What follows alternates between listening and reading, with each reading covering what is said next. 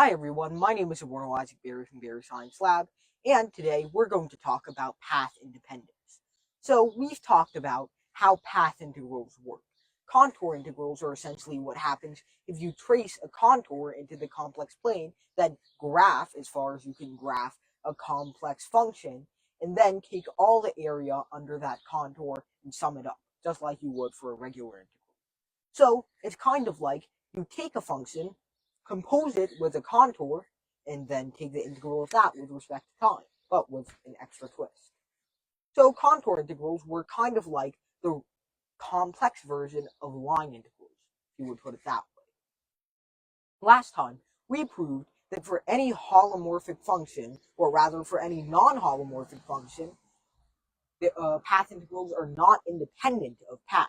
What that means is that just because path 1 goes from A to B, and path 2 also goes from A to B, if they take different routes there, the function's integral is not necessarily the same.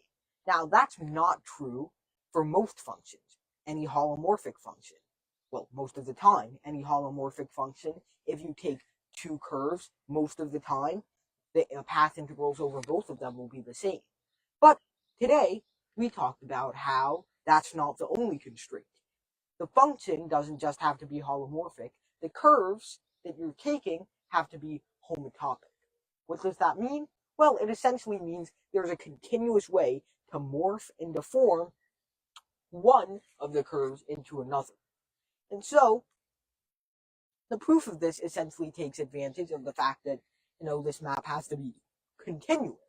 If it's continuous, that means that you can restrict the domain to the union of a bunch of unit disks. And because the function is continuous, there are some intermediate stages, S1 and S2, in between the morph from curve 1 to curve 2 that are close enough together for them to both fit under a unit disk.